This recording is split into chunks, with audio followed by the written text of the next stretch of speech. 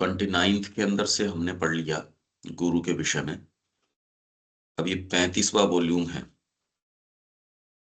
395 से 398।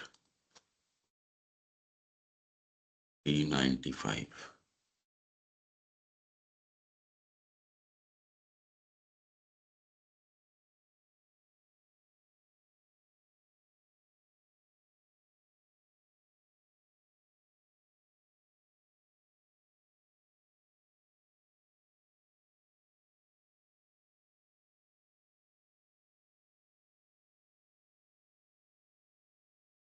The Guru 35वां volume है ये। इतनी वेरिड तरीके की चीजें हैं इसके अंदर। इनफैक्ट लेटर्स के अंदर, सारों के अंदर जबरदस्त खजाना है। The Guru and the divine. It is not usual to use the word guru in the supramental yoga. Here everything comes from the divine himself. But if anybody wants it, he can use it for the time being. The relation of guru and disciple is only one of many relations which one can have with the divine, and in this yoga, which aims at a supramental realization, it is not usual to give it this name.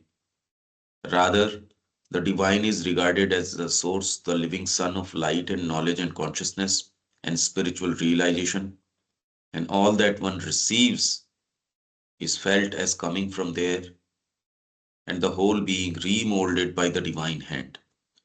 This is a greater and more intimate relation than that of the human guru and disciple, which is more of a limited mental ideal. Nevertheless, if the mind still needs the more familiar mental conception, it can be kept so long as it is needed.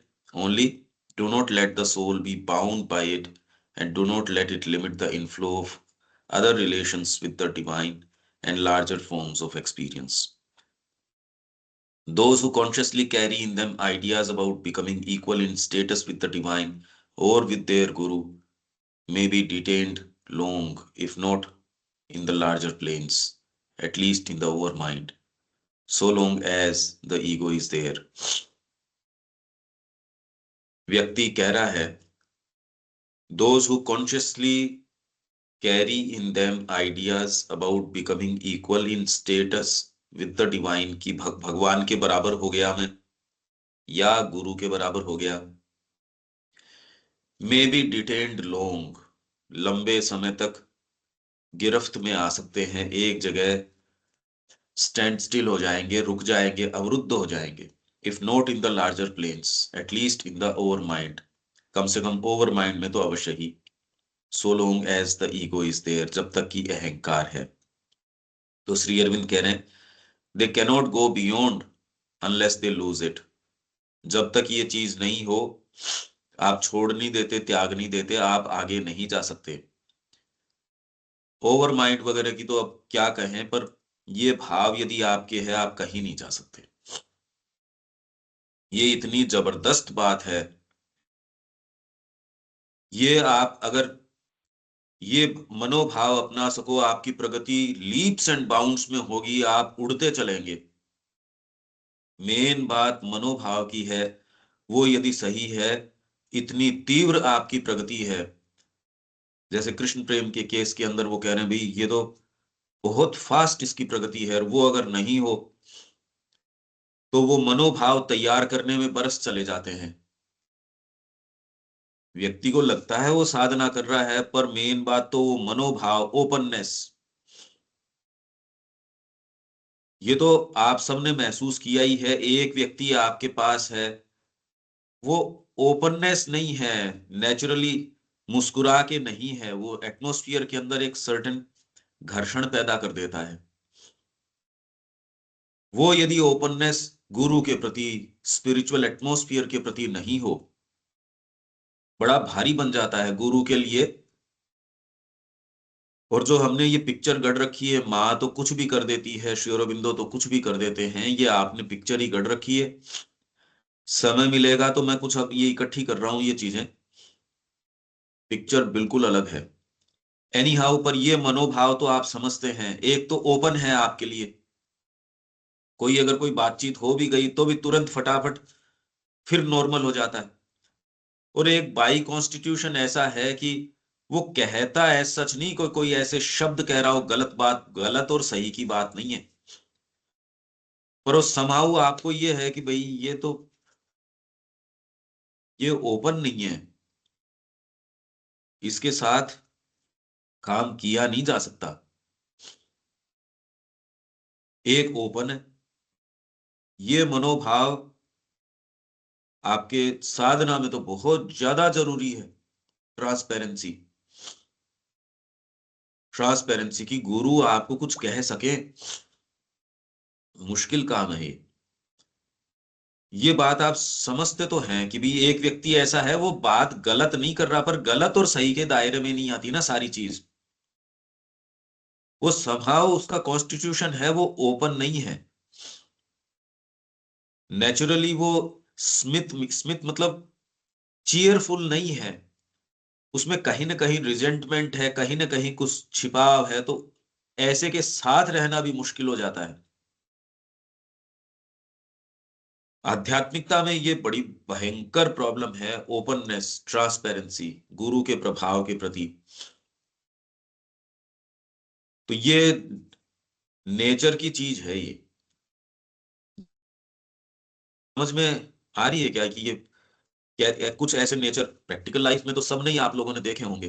बिल्कुल, ये तो मतलब एक behaviour pattern है, और एक संबंधों में भी यही बात आती है। मतलब एक हाँ। कोर्ट टची होता है, आप वो नोट बांध के, गार्ड बांध के रख दिया, कुछ कहा रखा, कुछ होता है कि भाई वो 5 मिनट बाद में नॉर्मल हो गया, ठीक है बोल। कई तो उसको मतलब अपने साथ रख लेते हैं सदियों तक जो है, फिर वो कभी बात आती है तो फिर वो निकाल के ले आते हैं। मतलब ये हम्म। नेचर भी अजीब तरह का होता है, उसके संग ये हाँ। संबंध बहुत मुश्किल होता है। हाँ। वो इरिटेटिंग टाइप का जो नेचर हो जाता है, वो उस तरह का होती है। गीता में भी इसको ये बोलते हैं असूया, कार्पिंग नेचर, छिद्रान्वेषी। वो हमेशा एक ऐसा नेचर है जो सारे समय यही करता रहता है। तो वो जो ग्रेस की जो फ्लॉलेसनेस है, उसकी जो ब्यूटी है, वो बेचारा उसके कभी संपर्क में ही नहीं आता। ये जो कार्पिंग नेचर होता है, अब ये अलग अलग नेचर हैं, पर जो ट्रांसपेरेंसी वाली बात है, वो यदि नहीं हो, कोई ग्रजेज रखता हो, और बड़ा मुश्किल है, बहुत ज्यादा मुश्किल है। सामान्य जीवन में कितना मुश्किल है, उससे आप खुल के बात नहीं कर सकते, उससे कह नहीं सकते।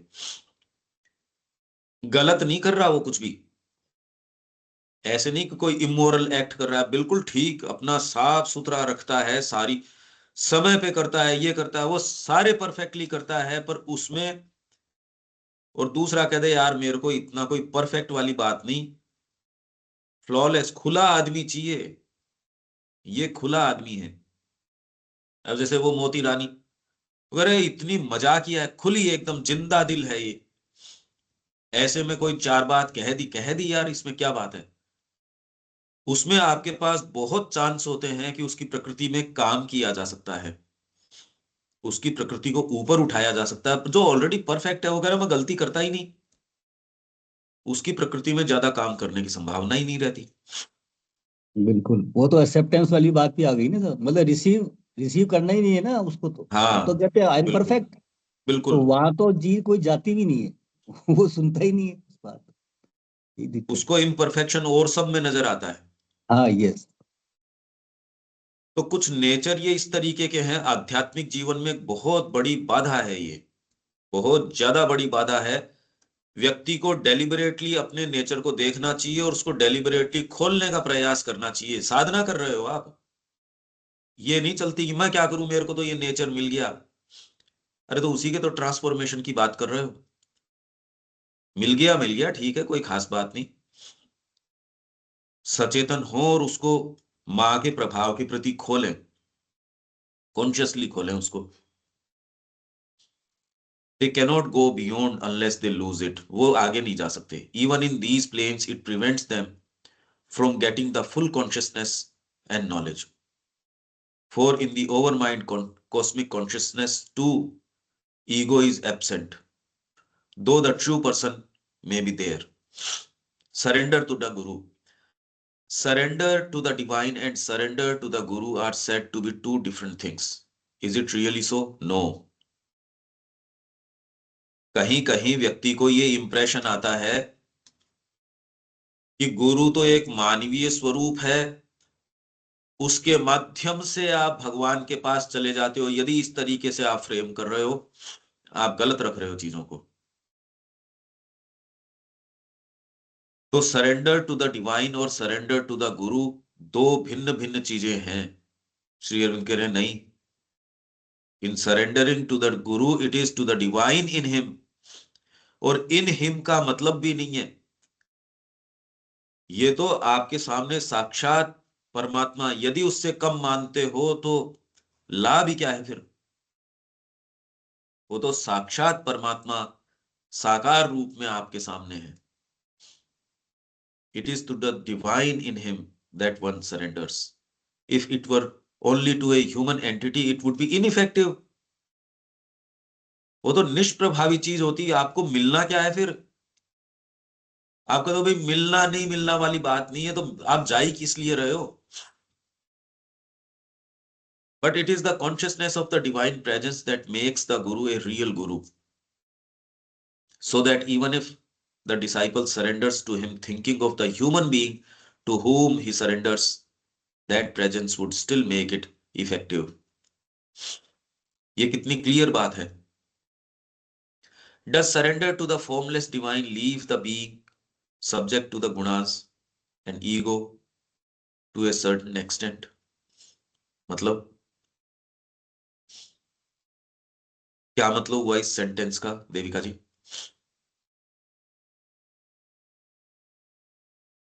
Thus surrender to the formless divine, leave the being subject to the gunas and ego to a certain extent. कि जब हम फॉर्मलेस डिवाइन को, फॉर्मलेस जो जिनका आकार नहीं है, निरंकार जो हाँ, निराकार। निराकार डिवाइन जो है उनको हम सरेंडर करते हैं, तो leave the being subject to the gunas and ego. तो क्या जो सरेंडर कर रहा है, तो क्या वो गुनास जो है और ego, leave the being subject to gunas and ego to a certain extent, कि तब भी उस व्यक्ति के अंदर ईगो और गुण रहते हैं, ये इसका नहीं यदि आप निराकार भगवान को समर्पण करते हो तो आपकी जो सत्ता है, बीइंग जो आपका है, उसको टू ए सर्टेन एक्सटेंट कुछ मात्रा में गुणों और अहंकार के वशीभूत छोड़ देते हो। सब्जेक्ट मतलब वशीभूत। यस। फॉर्मलेस डिवाइन को कौन कौन करता है सरेंडर? ये किसमें आती है ये बात? फॉर्मलेस डिवाइन ये किसमें होती है देविका जी? फॉर्मलेस डिवाइन के हमारे में उसमें सेक्ट्स है ना, कि जो डिवाइन की मूर्ति पूजा करते हैं तो वो फॉर्मलेस हो, फॉर्म वाले हो गए डिवाइन। और फॉर्मलेस की जहाँ पे कोई वो नहीं है, तो हमारे हिंदुज्म के अंदर भी कई हैं जो बिल्कुल निराकार को करते हैं। देन सिखिज्म के अंदर है, वो निराकार को करते हैं, हाँ, गुरु निराकार को करते हैं। निराकार को करते हैं। देन अगर मुस्लिम्स में देखें तो वो भी, मुस्लिम्स की भी है। अद्वैतवादियों के अंदर वो कह रहे हैं ब्रह्म है। हाँ जी, इवन क्रिश्चियंस के अंदर भी है तो यदि वो, आप उसको सरेंडर करते हो, हैं? इवन क्रिश्चियंस के अंदर भी है, जीसस क्राइस्ट तो सन ऑफ गॉड है, तो गॉड जो उनका है वो उनका आकार नहीं है हाँ, क्रिश्चियन। तो यदि आप ऐसे निराकार भगवान को समर्पण करते हो तो आप अपने बीइंग को नहीं। पर इस प्रश्न का वैसे मतलब क्या निकला? नहीं, प्रश्न में भी कोई बहुत ज्यादा मतलब समझ में नहीं आया, चाहे इंग्लिश टू हिंदी तो कर लिया, बट हाँ हाँ, ठीक है। वो वही तो मैं कह रहा हूँ, मतलब क्या उठा कैसे ये प्रश्न? आप अगर विथ फॉर्म जो डिवाइन है उसको यदि सरेंडर करते हो तो फिर आप गुणों और अहंकार के वशीभूत नहीं रहते क्या? अगर आप फॉर्मलेस डिवाइन को सरेंडर करते हो तो आपका being to a certain extent subject रह जाता है गुणों, तीन गुण, सत्व, रजतम और ईगो। तो यदि सशरीर साकार भगवान विद्यमान गुरु, तो वो गुणों को और अहंकार को स्थान नहीं देता। ये कैसे हो सकता है?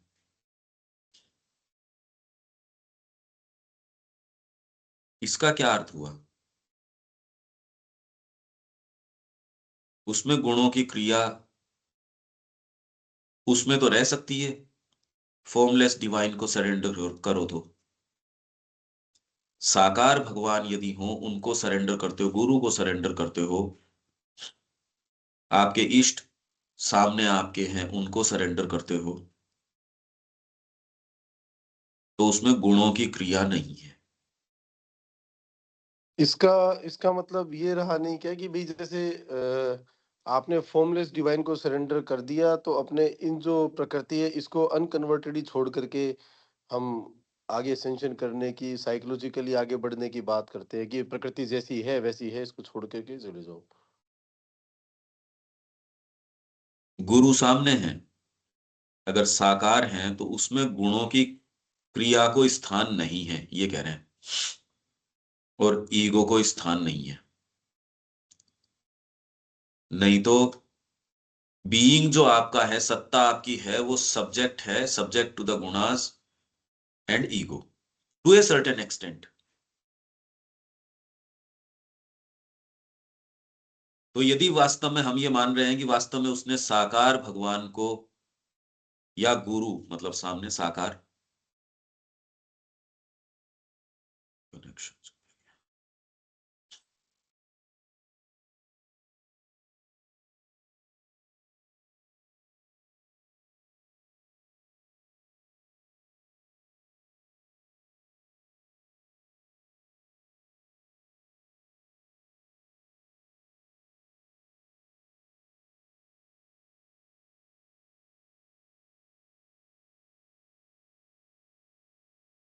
अब इसमें जैसे static part would be free in the formlessness, static part से क्या मतलब, भौतिक से कह रहे हैं, क्या कह रहे हैं स्टैटिक?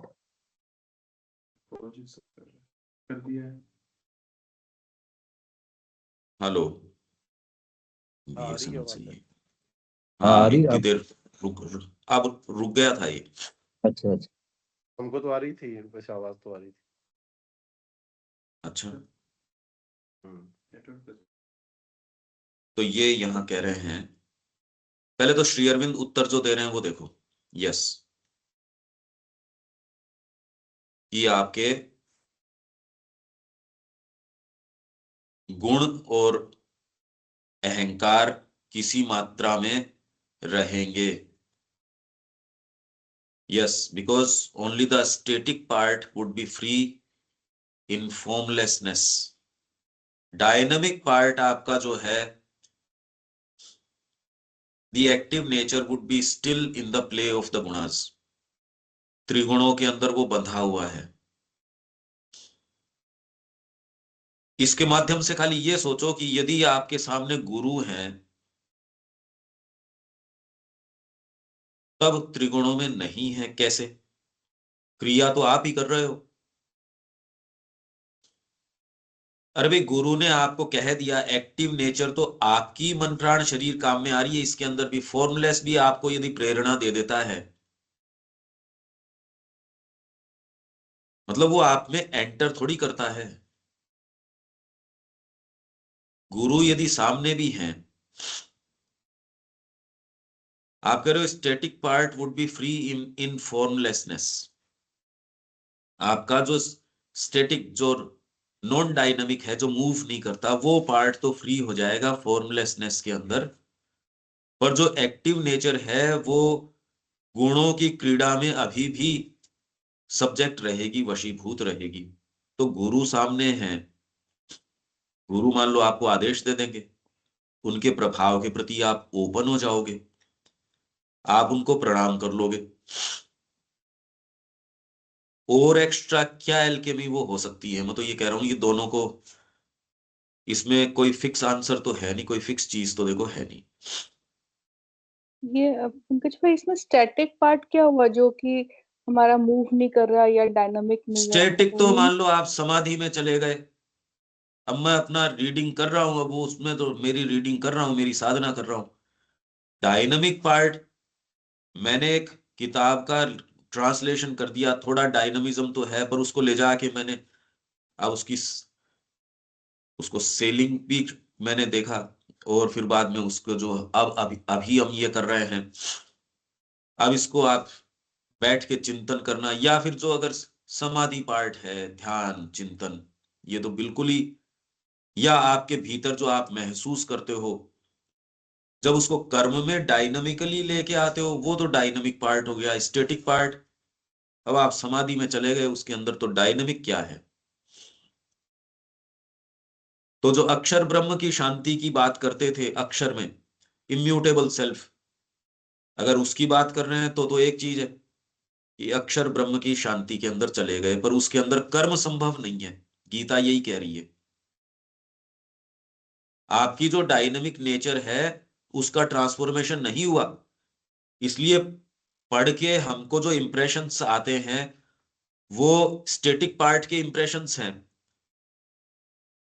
आपको लग रहा है कि हाँ इस पार्ट में डिजायर नहीं है, ठीक ही बात है, पर वो पार्ट स्टैटिक है, डायनेमिक पार्ट तो अभी हाथ में ही नहीं लिया। पढ़ने से जो हमको इंप्रेशंस आते हैं वो स्टैटिक पार्ट के हैं, चिंतन के अंदर तो मान लो हो गया आपके। एक्टिव पार्ट, जब कर्म करोगे तो कर्म के अंदर एक्टिवली कर्म करोगे तो क्रोध भी आ जाएगा, कामनाएं भी आ जाएंगी, उसमें चिंताएं भी आ जाएंगी। ये तो बहुत लंबी तैयारी, प्रयास, और किस तरीके का प्रोजेक्ट आप ले रहे होगी जिसपे सारी चीज आपने दाव पे लगा दी।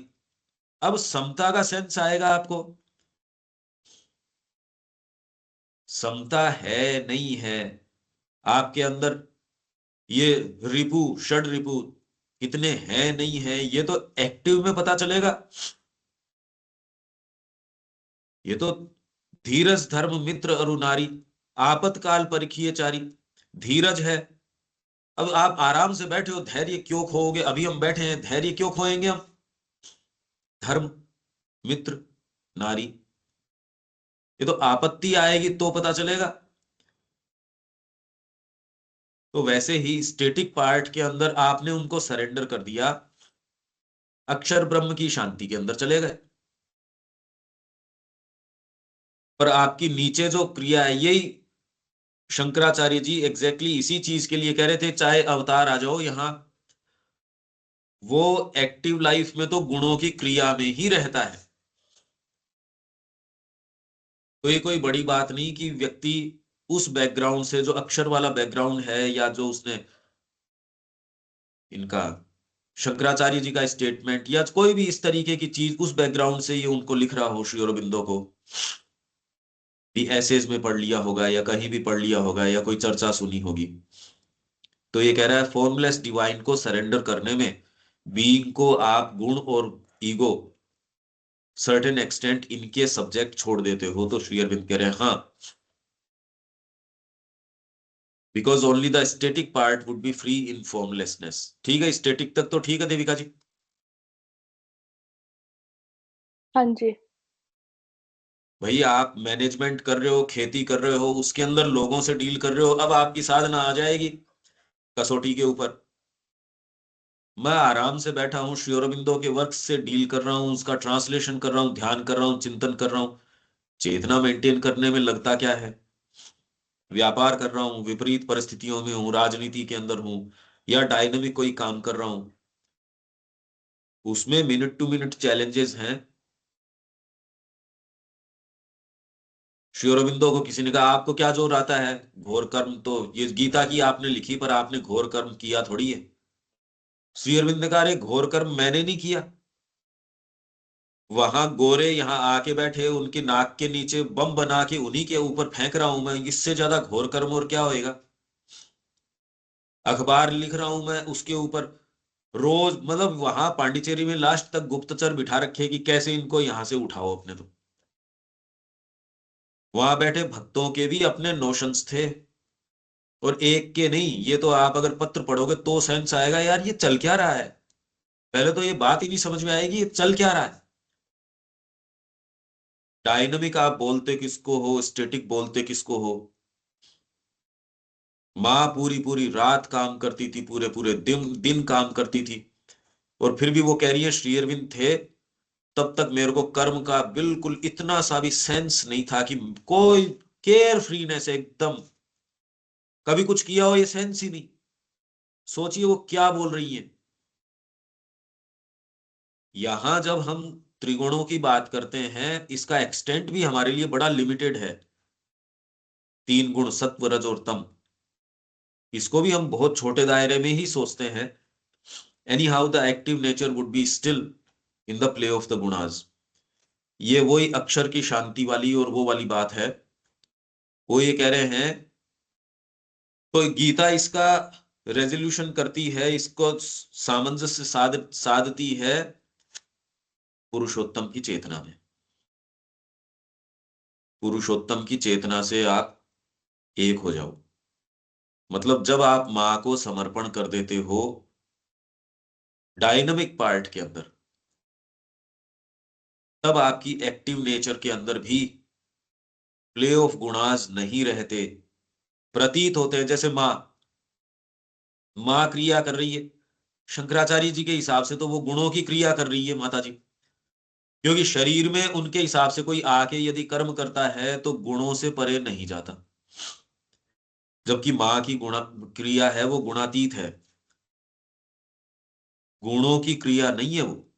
गुण उनकी सुविधा के लिए प्रतीत हो सकते हैं, उनका तो सारा कार्य आप देख सकते हो, गुणों की क्रिया नहीं है वो। तो जब आप समर्पण कर देते हो, एक ऐसी प्रक्रिया आपके साथ शुरू होती है जो फॉर्मलेस को अगर आप करते हो तो उसमें स्टैटिक पार्ट तक ही वो लिमिटेड रहती है। इसमें डायनेमिक एक्शन, और जिसने किया है आप लोग भी एक स्तर के ऊपर महसूस कर सकते हो। आपके कर्मों में जिस दिन आप माँ के प्रति ओपन होते हो, बारीक बारीक चीजें माँ की इंटरवीन करती हैं, चाहे सजेशन के रूप में करती हूँ, चाहे किसी और रूप में करती हूँ। अब चलने तो शरीर चल रहा है, पर आपकी क्रिया एकदम चेंज हो गई। भले किसी सामने आंख को दिखे नहीं दिखे, आपको क्या फर्क पड़ता है उससे। आपके रजस की जो क्रिया है उसमें माँ का प्रवेश होना शुरू हो जाता है। आप डायनेमिक एक्ट तो करते हो, पर वो करते हो माँ के अनुरूप। सात्विक क्रिया आपका ज्ञान पक्ष है, उसके अंदर दूसरा खूब ज्ञानी हो सकता है, पर आपका जो ज्ञान है वही वाली बात, जैसे कृष्ण प्रेम कहिए तो पश्यंती बुद्धि, पश्यंती वाक। जब गुरु के प्रति समर्पण कर देते हो तो वो इंटरवीन करके आपके ये क्रियाएं गुणों के अधीन नहीं छोड़ते, इसके इसको सारी कोई ऐसे मोल्ड कर देते हैं। अब दूसरे को तो ये लगता है साधना में गए तो आंख बंद करके मीच के बैठे हैं, अकेले में बैठे हैं, अरे यार ये कोई बातें हुई क्या। कर्म तो अब कर सकते हो। तो गीता एकदम बिल्कुल ठीक तरीके से रखती है इसको कि योगः कर्मसु कौशलम। योग बताएगा, योग करोगे तो कर्मों में कुशलता आएगी। उससे पहले क्या कर्म है, उससे पहले तो कर्म ही नहीं है। तो सब जगह जो है गीता जो है ना, कर्म आपके भीतर से जुड़ के करो, सब जगह यही कह रही है। तो यहां ये कह रहे हैं कि यदि आप फॉर्मलेस डिवाइन को सरेंडर करते हो तो आपकी क्रियाएं एक सर्टेन एक्सटेंट तक गुण और ईगो के वशीभूत रहती है। तो ये कह रहे हैं हाँ, ये है एक समस्या।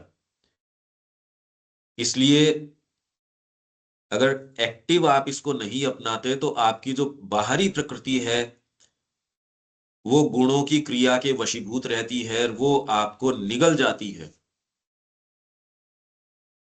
जो साधना अगर खाली फॉर्मलेस की कर रहा है तो many think they are free from the ego because they get the sense of the formless existence. They do not see the egoistic element remains in their action just as before. मुश्किल है, कैसे करें। स शरीर गुरु विद्यमान हो तो उनके साथ क्या करते हैं वो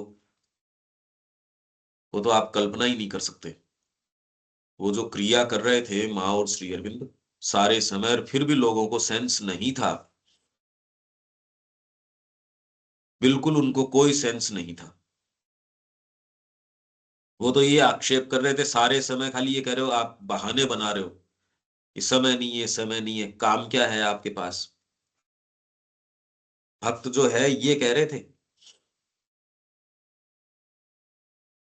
तो इसलिए सशरीर गुरु का लाभ कोई आप उठा सको, फॉर्मलेस का उठा सको, ये अब पेचीदा है ये बात। वैसे तो ये इतनी सिंपलटन बात नहीं है जैसा कि हम जनरली रखते हैं इसको। एनी हाउ, पर अब ये फॉर्मलेस की और की ये क्या है, ये कुछ कुछ आइडिया आ रहा है क्या इसका, क्योंकि गुरु के संबंध में है ये। देविका जी।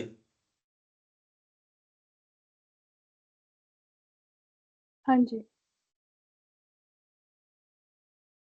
बेसिकली वो है कि जब हम फॉर्मलेस गुरु क्या कहते हैं, जब हम साधना लिमिट अपने आप को करते हैं, तो फिर जो हमारे जो स्टैटिक पार्ट है सिर्फ वो ही हमारा, मतलब ध्यान में ही हम रहते हैं, बट जो हम प्रैक्टिकली है, हमारी जो नेचर है वो एज इट इज रहती है, वो ट्रांसफॉर्म नहीं होती। जी। एक्चुअल में तो देखो बात ये है,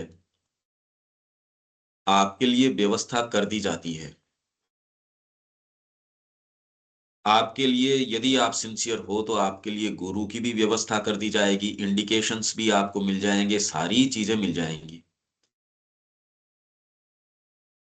इसको और डीप डाउन जाओ तो ये तो चलो एक प्रश्न का एक उनको स्पेसिफिक उत्तर दे दिया, नहीं तो लेख के लेख लिखो उस चीज के ऊपर।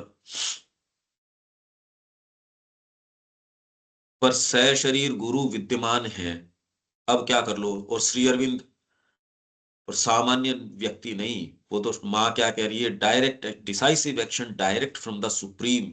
सुप्रीम स्वयं विराजमान है यहाँ। और माँ के लिए श्री अरविंद कह रहे हैं परात्परा शक्ति, दिव्य जननी, जो अदिति जगदम्बा स्वयं यहां विराजमान है। अच्छा, और इससे ज्यादा तो क्या कह सकते हो। और फिर जो व्यक्ति जो आक्षेप जिस तरीके के लगा रहा है वो लगा रहा है। वो क्या कह रहे हैं इसी 35वें वॉल्यूम में आप अगर चलोगे, ये तो अभी तो हमारा पेज है 396, ये आप याद रखें।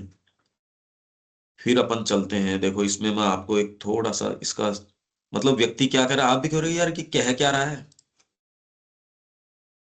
देखो एक सेकेंड।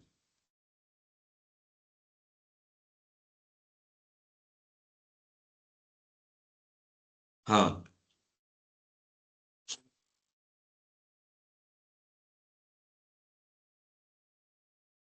यहां श्री अरविंद कह रहे हैं, श्री अरविंद क्या कह रहे हैं, अबाउट माई ऐसे you could read the first 2 pages one day, another pair of pages the next and so on. मैंने आपको एक ऐसे भेजा था, अब आपके पास टाइम तो है नहीं, तो एक काम करो, पहले 2 पेज तो एक दिन पढ़ लो, एक दो पेज दूसरे दिन पढ़ लो, और सो ऑन ऐसे पढ़ते रहो जब तक पूरा नहीं हो जाता। आप कह रहे हो परमात्मा स्वयं विद्यमान है, उसको एक शिष्य क्या कह रहा है, उसको शर्म भी नहीं आ रही, वो क्या कह रहा है कि 2 पेज पढ़ लिया करो ना। If you believe that reading it at A stretch would interfere with your daily work, I have had to suppress all extra work for the last 2 or 3 days and there is a mountain of arrears awaiting me. सब extra work के लिए last 2-3 दिन से मेरे को उसको रोकना पड़ा है, क्योंकि मेरे पास माउंटेन ऑफ एरियर्स, एरियर्स मतलब जो इकट्ठी हो गई चीजें। If my I is at all right tomorrow, यदि मेरी थोड़ी बहुत भी आंखें ठीक हो जाती हैं, I shall see if anything can be done, but it is not very likely. पर ऐसा लगता नहीं कि मेरी आंखें कल ठीक जरा बहुत भी हो जाएंगी। आप तो सशरीर गुरु की बात कर रहे हो, अगर ठीक है, मेरे को मतलब नहीं है आपकी आंखें ठीक हो या नहीं। अच्छा, फिर अगला क्या कह रहा है, आप कल्पना करो, इससे हमारी प्रकृति की गांठें, I am surprised. Oh हो, मेरे को तो बड़ा आश्चर्य, sad to hear that you can still be affected by these physical ailments, कि अब भी आपको आंखों की दिक्कत हो सकती है. What I am surprised, आई पे स्ट्रेस है. देखो, मेरे को इस बात का आश्चर्य है that I have any eye left, मेरी आज तक आंखें बच रही हैं. After the last 2 or 3 years of half day and all night work, आधा दिन और पूरी रात्रि, लगातार मैं निरंतर 2 or 3 years से मैं काम किए जा रहा हूं. The difficulty for resting is that the sadhaks have begun pouring paper again without waiting for the withdrawal of the notice. Notice वहां चिपकाया था कि श्री अरविंद अभी लेटर्स नहीं लेंगे, उसको भी वो तो दरकिनार करके फिर वहां बरसात कर रहे हैं लेटर्स की. Not all of course but many, सारों ने तो नहीं. And there is a stack of outside correspondence still unanswered. I am persuading my eye, मैं मेरी आई को परसुएड कर रहा हूं, समझा रहा हूं, but still it is red and sulky and reproachful. आप कह रहे हो गुरु, आपको अगर थोड़ा बहुत भी श्री अरविंदो का कुछ होगा तो आप कहोगे अरे क्या है ये, आप सो नहीं पाओगे कि यदि ये लेटर्स पढ़ लेते हो. आप उस जीवन में जा नहीं सकते, आप उस तरीके का जो जिस कंफर्ट जोन में रह रहे हो वो रह नहीं सकते. ये हमारे गुरु के साथ हमारे सो कॉल्ड भाइयों ने ये किया है और हम उनसे अलग नहीं है.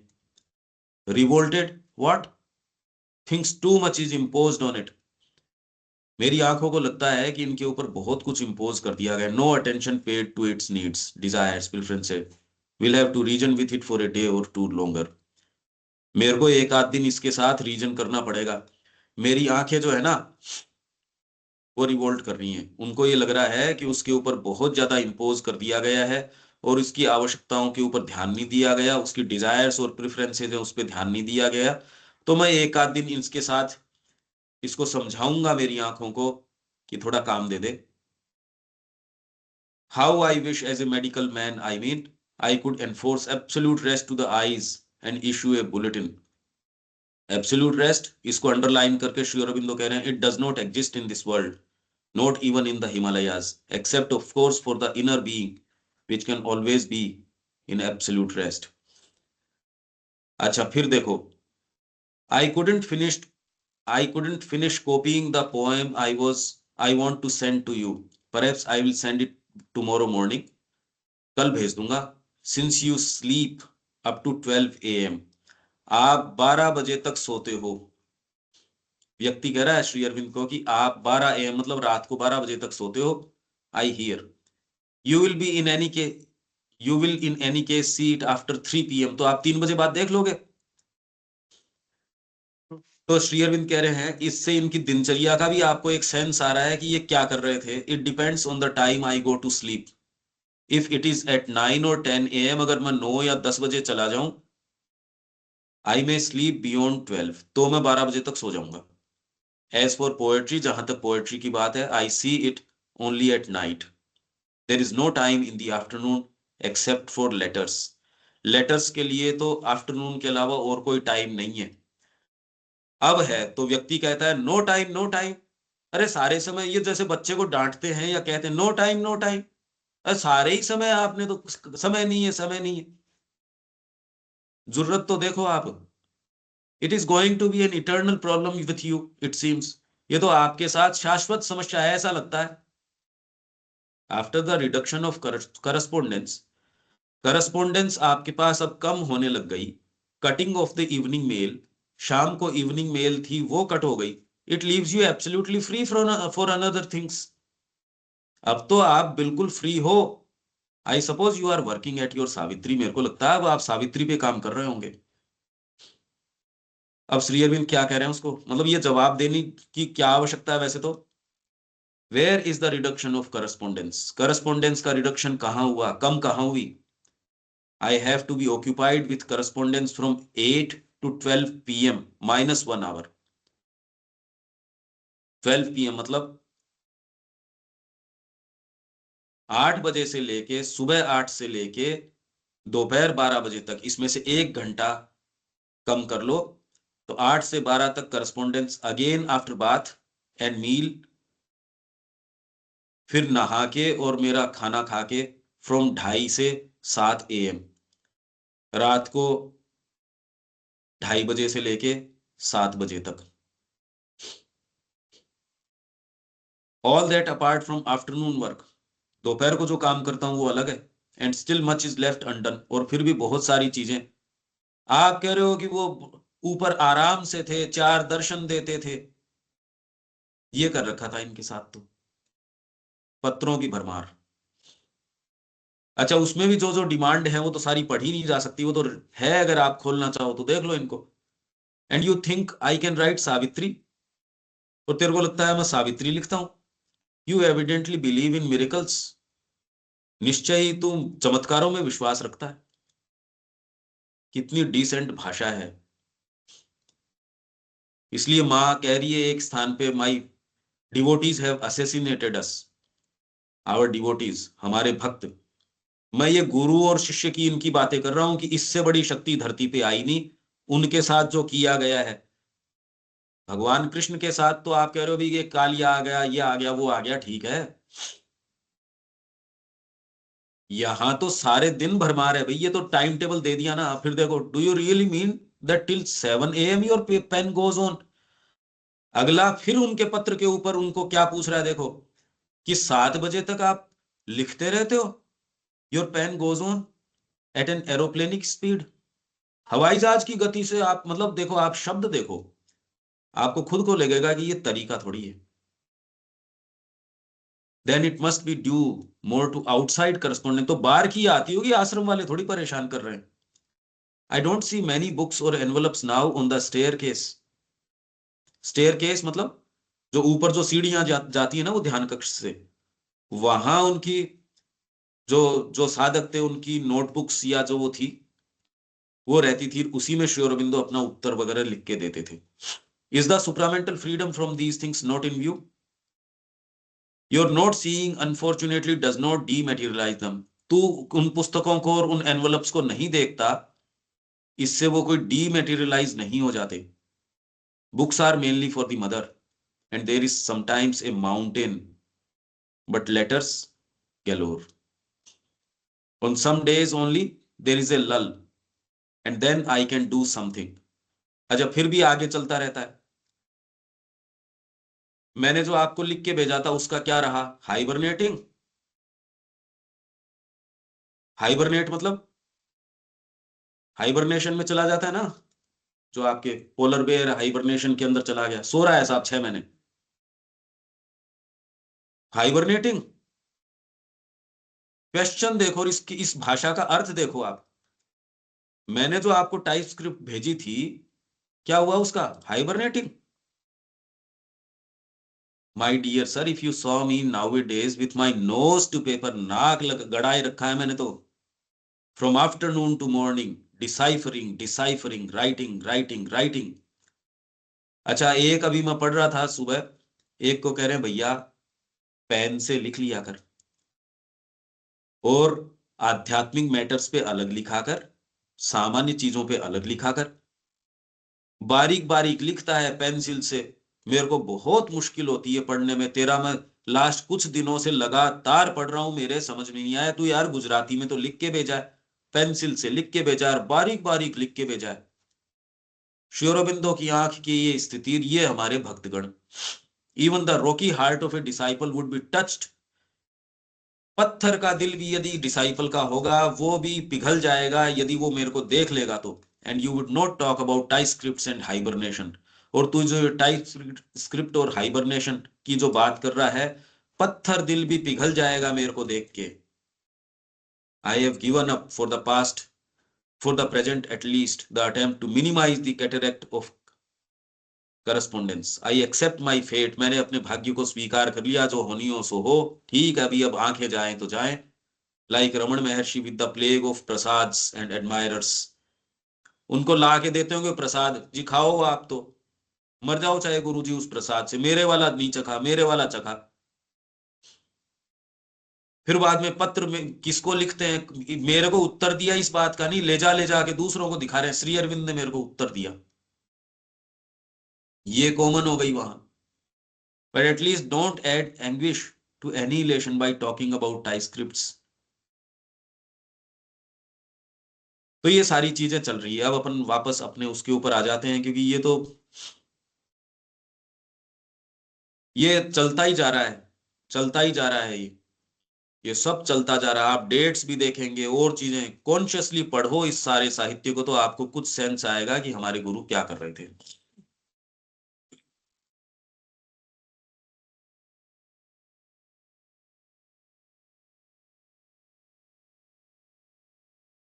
ये पंकज भाई जो हम पढ़े हैं, तो ये हम किस कंटेक्स्ट में पढ़े हैं? गुरु साक्षात आपके सामने है, तो लाभ क्या उठा लो उसका। गुरु आपके सामने मौजूद है, इससे बड़ी शक्ति धरती के ऊपर आई नहीं। जगदम्बा स्वयं, decisive action direct from the supreme स्वयं, उनकी ये स्थिति, ये तो रिटर्न रिकॉर्ड है श्री अरविंद की अपनी लेखनी में। इस कॉन्टेक्स्ट में पढ़ रहे हैं।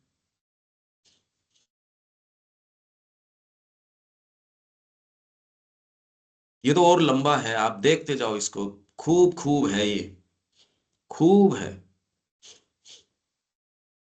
इस कॉन्टेक्स्ट में पढ़ रहे हैं हम देविका जी।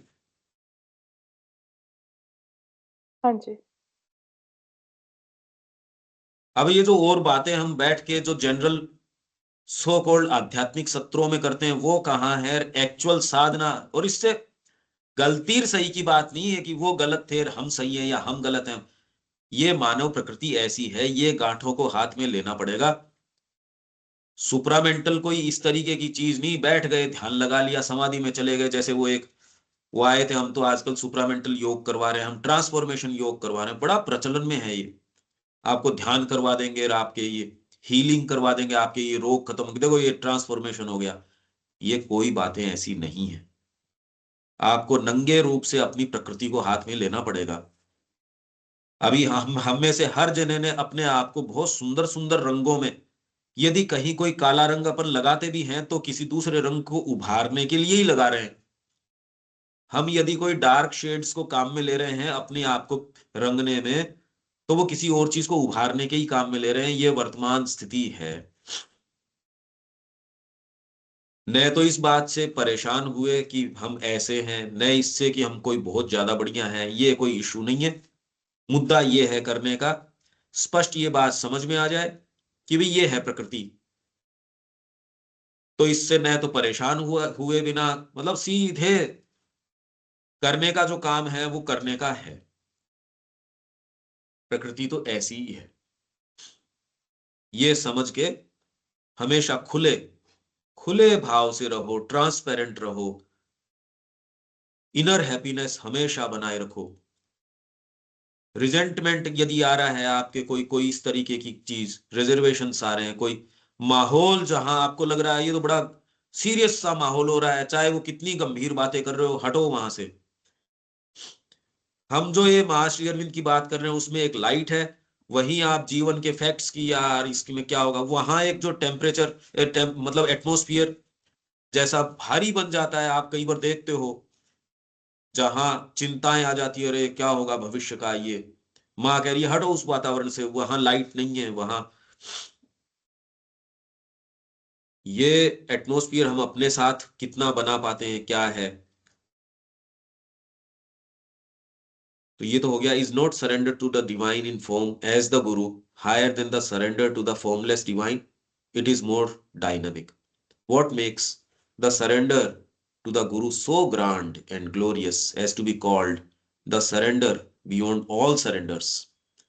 गुरु के प्रति समर्पण है वो इतना विशाल, ग्रांड, भव्य, ग्लोरियस, जो कि सब सरेंडर से बियॉन्ड परे।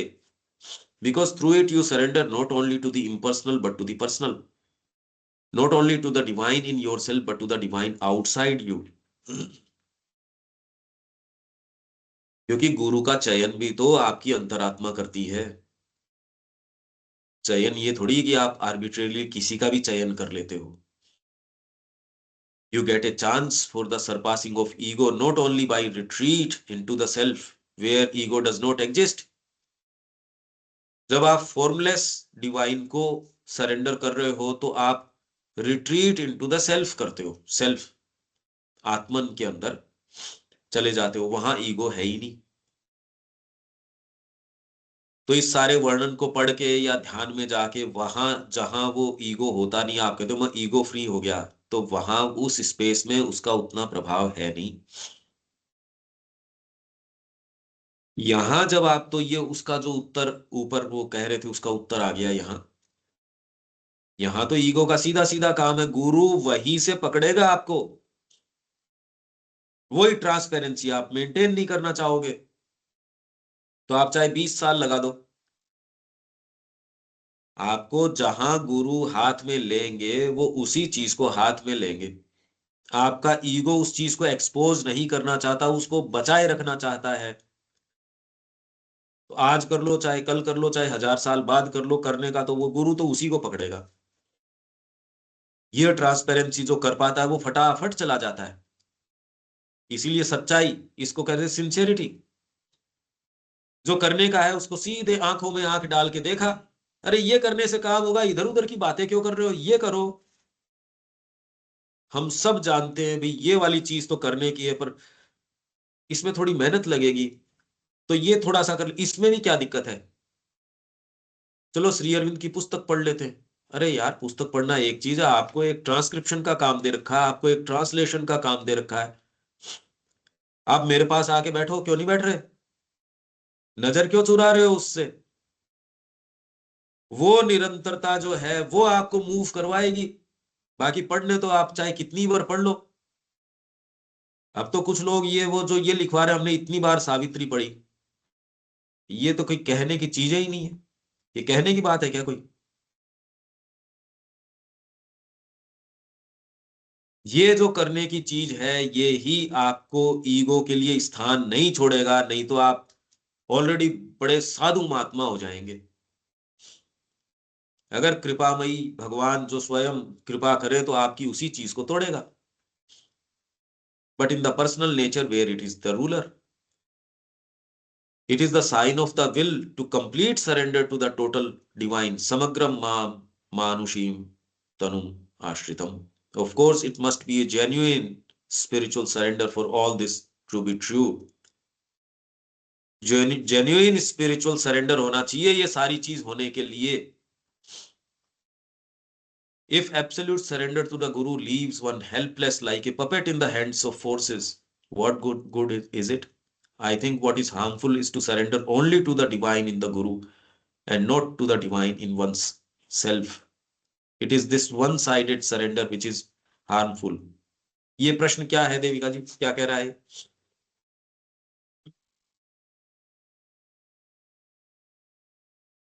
If absolute surrender to the Guru leaves one helpless, like a puppet in the hands of forces, what good is it? वो कह रहा है कि अगर आप पूर्ण समर्पण करते हो गुरु की तरफ और वो जो समर्पण है वो आपको एकदम हेल्पलेस छोड़ दे, जो वो सरेंडर है, कि आप जो भी आप एक तरह से पपेट हो फोर्सेस के लिए के हैंड्स के ऊपर, तो वो जो समर्पण है वो किस काम का है। कि आपने समर्पण कर दिया मगर वो समर्पण ने आपको एक तरह से हेल्पलेस छोड़ दिया है कैसे फोर्सेस। होता है ये, होता कैसे है ये।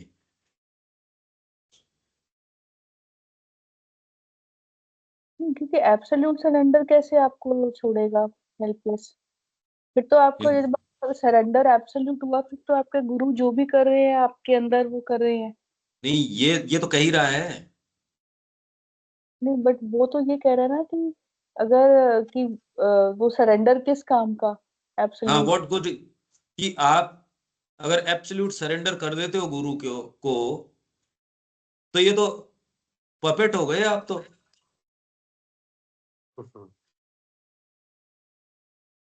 आप तो फोर्सेस के पपेट हो। व्हाट गुड इज इट, क्या लाभ है इसमें, क्या काम का है ऐसा सरेंडर। उतरती है क्या ये बात गले, नहीं क्या गड़बड़ी है इस बात में। क्योंकि लॉजिकली क्योंकि एब्सोल्यूट सरेंडर तो नहीं है बट लॉजिकली नहीं तो नहीं जितना भी है, एब्सोल्यूट है या नहीं है, जितना भी है। जितना जितना हम सरेंडर करते हैं उतना उतना भगवान के प्रति खुलते हैं और हमें इनर गाइडेंस मिलती गुरु है। गुरु के लिए कह रहा है। वो भगवान ही, गुरु भगवान ही है ये। नहीं, ये तो स्पेसिफिकली जो कह रहा है इसके दृष्टिकोण से हम बात कर रहे हैं।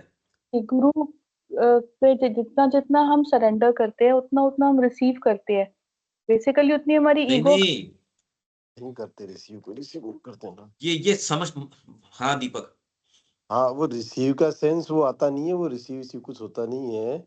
मतलब वो रहता ही है भाई, जब आदमी ये बहुत बड़ी बात है जो श्रीवन कहते हैं कि भाई मेरे को इंफीरियर थे मेरी कैपेसिटी में, उसके बावजूद सरेंडर जो कंप्लीट कर दिया, ये पॉसिबल नहीं है।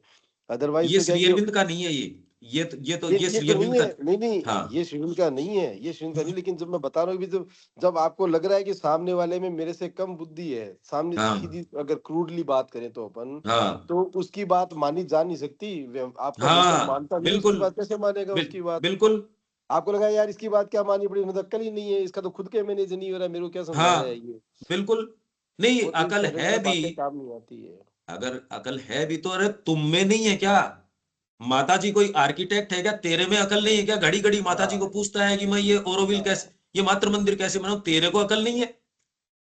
माता जी ने कभी किसी दिन प्रोफेशनली प्रेस चलाई है क्या यार? घड़ी घड़ी माता जी के पास चला जाता है, तेरे में खुद की कोई। यही बात हमारी भारतीय संस्कृति में, ये पश्चिम की यही एक एक विशेष बात है कि अरे तुम खुद की अकल क्यों नहीं रखते।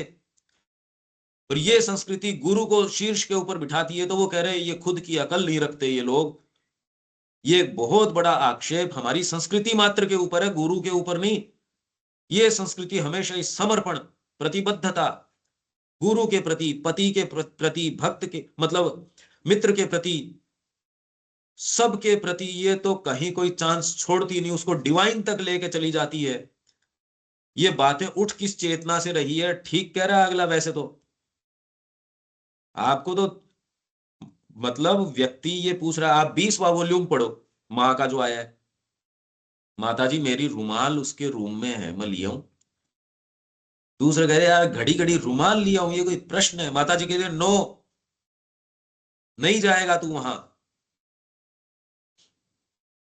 यदि कोई ऑपोजिट जेंडर है और उसमें कोई कोई ना कोई इक्वेशन गड़बड़ है, तो माता जी कह रही है कभी नहीं। रुमाल जैसी चीज भी आपके लिए पूरा रास्ता भगवत विरोधी चीजों के लिए खोल देगी। आप रुमाल किसकी है? रुमाल तो बहाना है, और 10 रुमालें छुड़वा दी जाएंगी आपके लिए। वो फोर्सेस बहुत ज्यादा शातिर हैं, आप जहां चंगुल में आ सकते हो वो कर देंगी। अभी नहीं है ये बातें, अभी जरूरत ही नहीं है। किसी के लिए जाल घात लगाने की जरूरत क्या है जो आपके यूं ही चला आ रहा है?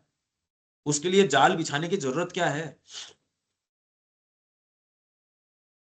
तो ये कह रहे पपेट। आप सरेंडर की सोचो तब समझ में आए यार, इसको तो न उठने बैठने किसी की फुर्सत ही नहीं दी इसको तो। क्या काम का है ये? I think what is harmful is to surrender. फिर ये क्या कह रहा है? तो इसलिए गुरु में जो भगवत्ता है उसको सरेंडर करना चाहिए। It is this one sided surrender which is harmful. खाली बाहरी जो गुरु है उसको नहीं करना चाहिए। कितनी बकवास बात है। आपने अभी भी अपनी बुद्धि को सर्वोपरि करके अब आप बार बार ये आकलन करोगे ये तो गुरु का बाहरी सेल्फ आज्ञा दे रहा है। अब ये तो सुविधाजनक हो गया। अब बेचारा गुरुजी ने क्या कर लिया, गुरुजी तो झंझट में आ जाएगा अगर उसके पास संभावना होगी वो रात को भाग जाएगा ऐसे को छोड़ के। ये शिष्य पाल लिया या क्या पाल लिया? आप सोचो सही इसको, इस बात को। आपके साथ वो बैठ के प्रेम से बात नहीं कर सकते इस माहौल में। आप समझो इसकी पीछे बैकग्राउंड और इसकी साइकोलॉजी को। तब श्री अरविंद क्या कह रहे हैं? What is harmful is to surrender to something in yourself which flatters your ego. Unmistakably सबके साथ यही है, बच सकता ही नहीं इससे, एक भी नहीं बच सकता इससे। जो इससे शायद बचे हैं वो तो नाम है खाली, इस बात से जो बचे हों। तो आप उसी चीज को सरेंडर करते हो जो आपके ईगो को फ्लैटर करता है, and which you call the divine, और उसको आप भगवान बोलते हो। दूसरा कैसे पसंद आएगा आपको? और फिर वो गुरु आपको मानवीय स्वरूप में दिखना शुरू हो जाता है। उसकी मानवीयता आपके आंखों में हावी हो जाती है, और उसके जो दोष हैं आप में अगर ये चीज प्रवेश कर गई, गुण दोष विवेचन चालू हो जाएगा। It is that which makes U A puppet in the hands of forces. गुरु की समस्या नहीं है। गुरु में तू उसको देख रहा है जो तेरे ईगो को फ्लैटर करे, उसका तू पपेट है, उसका दास है। श्री अरविंद के मुंह से आप गलत थोड़ी कहलवा सकते हो। देखो कितना एकदम स्पष्ट है डिस्क्रिमिनेशन। अगला तो लच्छेदार बातें कर रहा है। यह है स्थिति गुरु की ओर की, यह है करने का काम।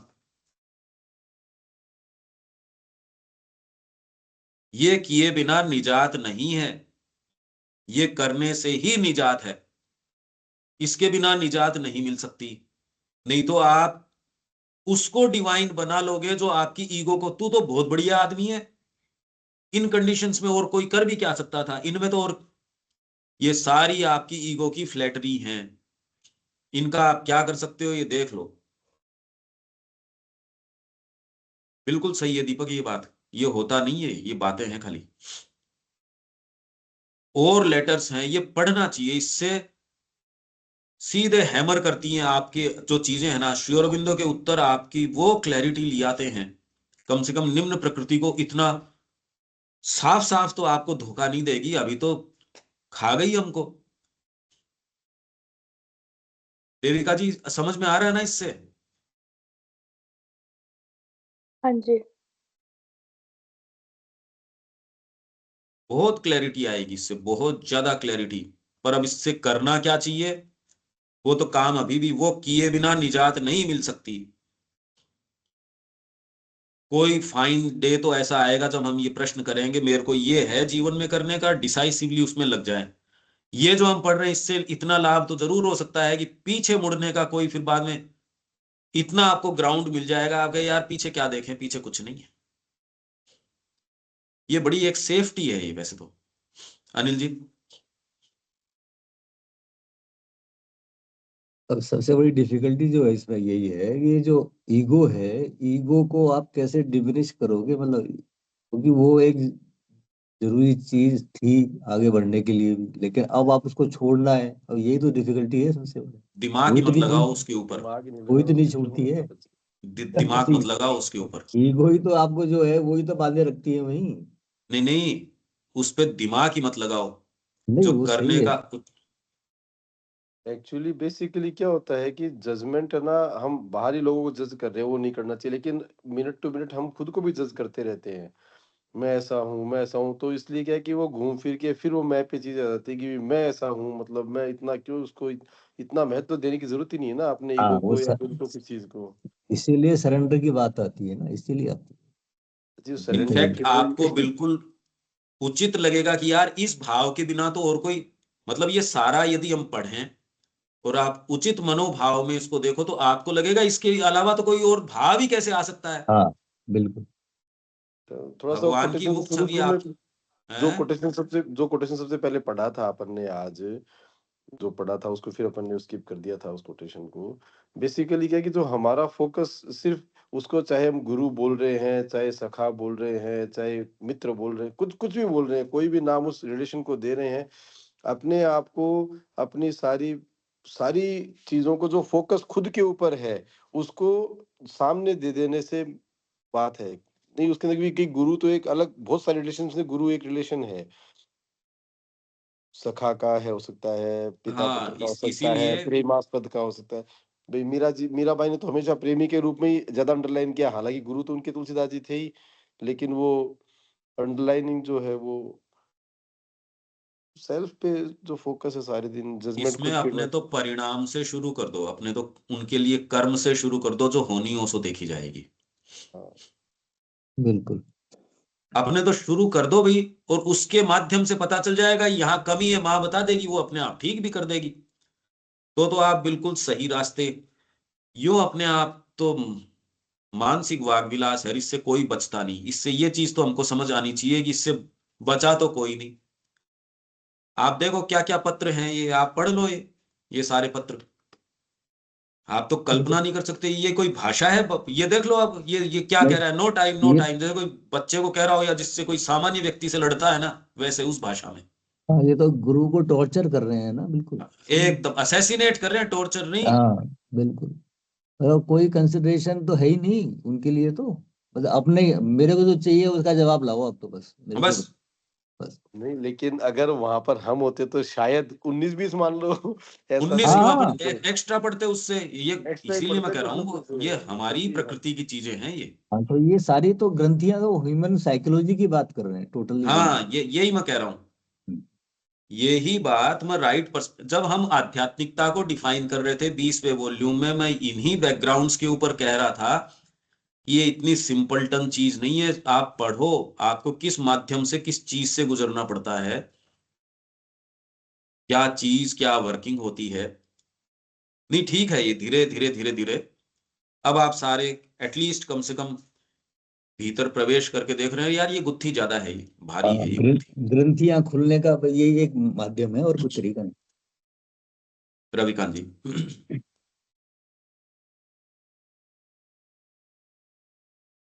समझने की कोशिश कर रहे हैं सर, बहुत नेचुरल फिनोमिना है ये, एकदम बहुत ही जो ओपन माइंड लेना पड़ेगा पत, इसको। पत्र अभी जो देखे आपने वो तो साधकों के हैं पत्र। जी माँ और श्री अरविंद दोनों विद्यमान है, 34-35 के पत्र हैं वो। जी जी जी। अब देख लो, हम जो ये जो चीजें कहते हैं उनको इस प्रकाश में डाल के देखो तो अपन ऑटोमेटिकली ह्यूमिलिटी तो आ ही जाएगी, नमनीयता तो आ ही जाएगी समझदार आदमी के, कि अरे करने का तो लगे रहो लगे रहो लगे रहो, बस लगे रहो। गिर गए तो उसमें भी कोई रोने धोने की फुर्सत नहीं, लगे रहो फिर से। गिर गए फिर उठो फिर चलो, चलते रहो। पर इस मार्ग में आशा है, इसमें लाइट है, ये हम जो बातें कर रहे हैं ये रियल है। इतना तो अब आपको लगना चाहिए कि ये रियल है। दीपक जी, अब कुछ कुछ महसूस होता है क्या?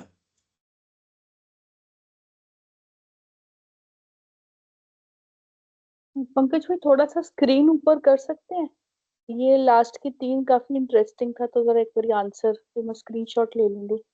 And old man of 60 began practicing yoga, नहीं ये नहीं, हाँ इसका स्क्रीनशॉट।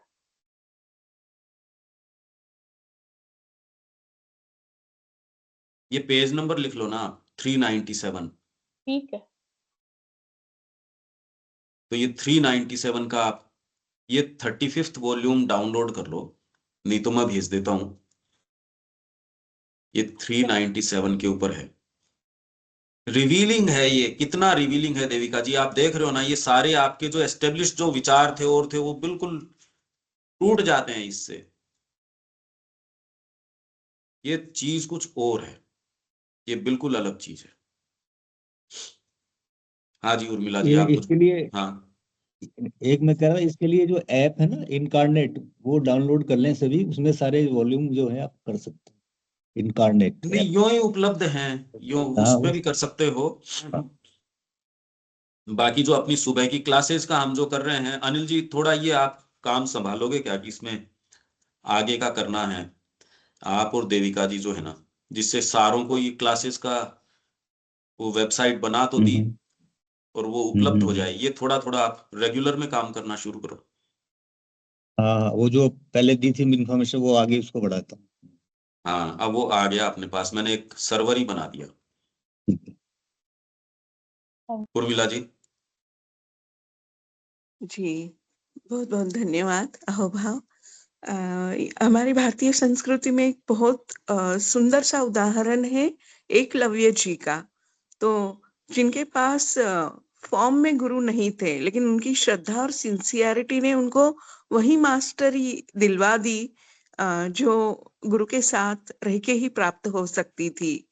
तो अगर ये समझ में आता है कि मेरी पात्रता, मेरी सिंसियरिटी, मेरे प्रयास भी उतने ही जरूरी है, क्योंकि गुरु चैतन्य, गुरु शक्ति, गुरु का आशीर्वाद तो उपलब्ध है, लेकिन वो मेरा तभी होगा जब मैं उतनी पात्रता बढ़ाऊंगी। और अगर देखा जाए तो जैसे एकलव्य की सिंसियरिटी, वो दिन भर प्रयास करते थे, प्रैक्टिस करते थे, तो शायद बाकी लोग उनको पागल समझे कि ये क्या दिन भर यही प्रैक्टिस ही चल रही है। तो हो सकता है वो ओल्ड मैन के साथ भी वही हुआ रहेगा।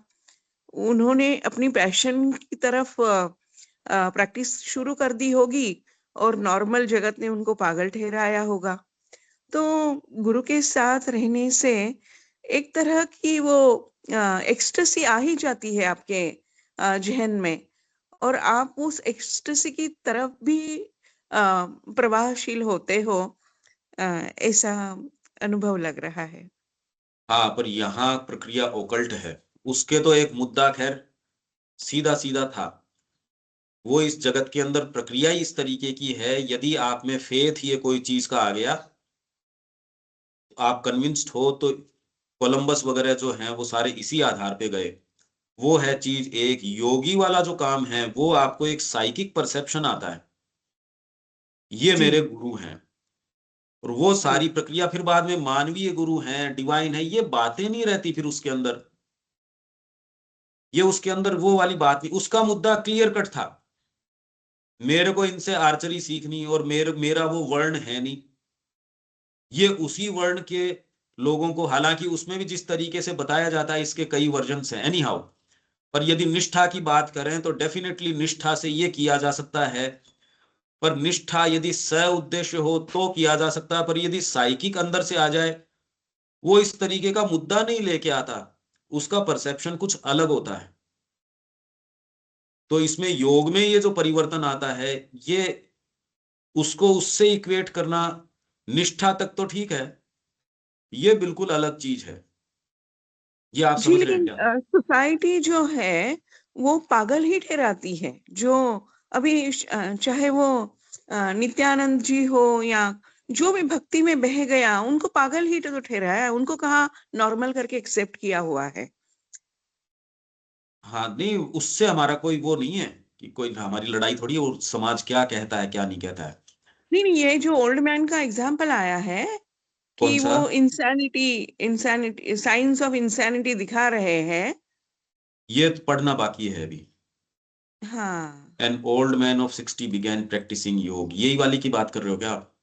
जी जी। ये तो कल कल कल पढ़ना बाकी है। हाँ, ओके ओके ओके। ये श्री अरविंद कह रहे हैं, ये खतरनाक चीज है, एक्सटेसी नहीं है ये। आप इतनी चीज मुंह में ले लेते हो जितना आप चबा नहीं सकते, दम घुट के मर गए। उस चीज को आप अगर यदि महत्वाकांक्षा है, और एक्सटेसी भी एक ऐसी चीज है, वो आपके बीइंग की मेच्योरिटी पे डिपेंड करती है। कोई व्यक्ति 2 किलो वजन के अंदर अघा जाता है, कोई जो है 20 किलो ले सकता है। श्री अरविंद प्रशांत हैं एकदम। क्या पावर्स ऊपर से डिसेंड कर रही हैं, विश्व युद्ध को दिशा प्रदान कर रहे हैं, वो नाच नहीं रहे। इसलिए जो भक्तों की ओर की जो ये बड़ी बड़ी बातें कही जाती है, उसको वास्तव में तो माँ और श्री अरविंद जो उसके विषय में कहते हैं, पूरे पृथ्वी का भार वहन करके, वो विशालताएं, वो फिलोसफीज, वो चीजें, एक एक लाइन, एक एक पैराग्राफ जो है, उसको आपको सेंचुरीज लगेंगी खोलने में, समझने के अंदर। वो सारी यो फ्लो कर रही हैं, फिर भी एकदम प्रशांत। इतनी प्रशांतता की बाहरी वातावरण जो है उसके ऊपर पूरा दबदबा है। ये एक विशेष बात है, बहुत जबरदस्त। एक्चुअल में तो हम जितना चुप रहे उतना ही ठीक है, क्योंकि हम कोई विशेषता बताएंगे श्री अरबिंदो की, उसमें भी कोई विशेषता तो आती नहीं। भी बंदर हमारी मनुष्यों की विशेषता बताए तो अब वो, हम कहते यार तू चुप रहे तो बढ़िया रहे। हम तो उनके प्रति ओपननेस का भाव, विनीत भाव, जो माँ हमसे करवा ले, जितना समर्पण, जो हमको इंडिकेशंस दे,